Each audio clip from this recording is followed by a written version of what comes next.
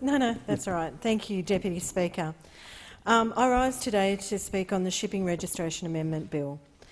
The Shipping Registration Amendment Bill introduces sensible reforms. These changes will make the shipping registration system more flexible and more responsible to a crucial industry in Australia's economy. Despite the rough and rocky seas this current government is facing, Labor will be supporting these reforms. The bill places decision-making about the form shipping registration certificates and application processes in the hands of the Australian Maritime Safety Authority. This is the right decision. Furthermore, Deputy Speaker, the bill makes other important changes to the shipping registration system. These changes clarify existing provisions and make technical tweaks to improve the registration process. These changes are the right moves. They remove red tape and simplify the processes for an important Australian industry. We want the shipping industry to have the best possible conditions to flourish as a sector. As an island continent girt by sea, Australia sits in a relatively removed part of the world. We rely on the shipping industry for almost all our imports and exports. Importantly, almost 1/10 of the global sea trade flows through our ports. We know how important shipping is to the Australian economy, but there is a problem. Australia's own merchant fleet is disappearing, along with the skilled workforce it trains and employs. Despite the continued importance of shipping, we are not attracting and training enough employees to the industry.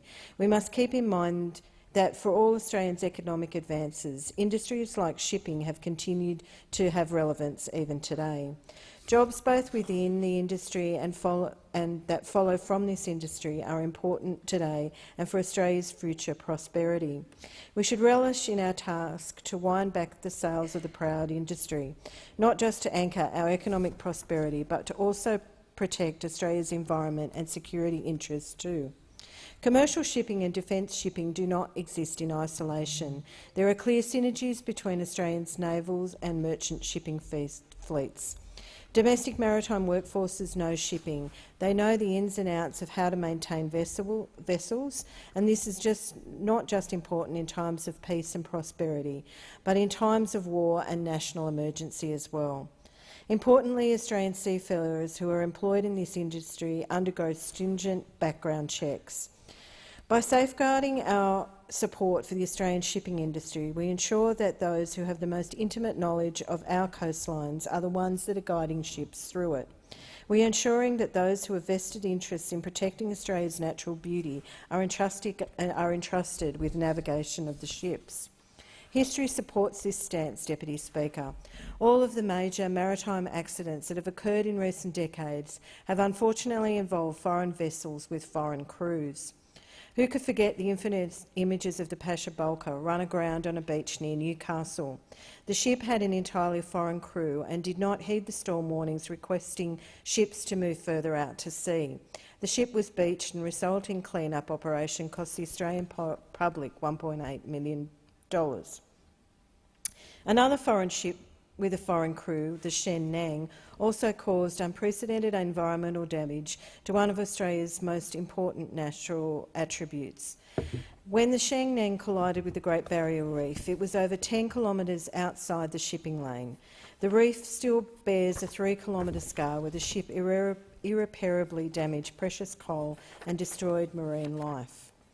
When it comes to ensuring our natural beauty is protected for generations to come, we must put environmental protection first. Foreign ships with foreign crews do not have the interests of Australia's precious natural environment at heart when they sail through our waters.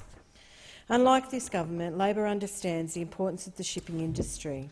Australian seafarers should be provided with secure work. It is important. The former federal Labor government had a clear goal: more Australian seafarers crewing more Australian flagged ships, carrying more Australian goods around our coastlines. When we were in government, we created the International Shipping Register.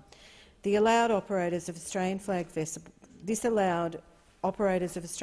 vessels to employ mixed Australian and foreign crews on international rates and conditions. We also enacted the first major rewrite of Australian maritime laws in over a century. These updates ensured that oil companies must take financial responsibility for all damage that is caused by their ships. We developed Australia's first national port strategy. Furthermore, we replaced a myriad of confusing and conflicting state and territory laws with just one regulator administering one set of modern national laws. If upheld, these reforms will have ensured our maritime industry continues to remain in the best shape. Deputy Speaker, this government was not satisfied with white-anting these reforms when they were in opposition. Once elected, the race to scrap the reforms altogether and sink what remained of the industry. All of us want to reduce the cost of doing business in Australia, but we need to do better.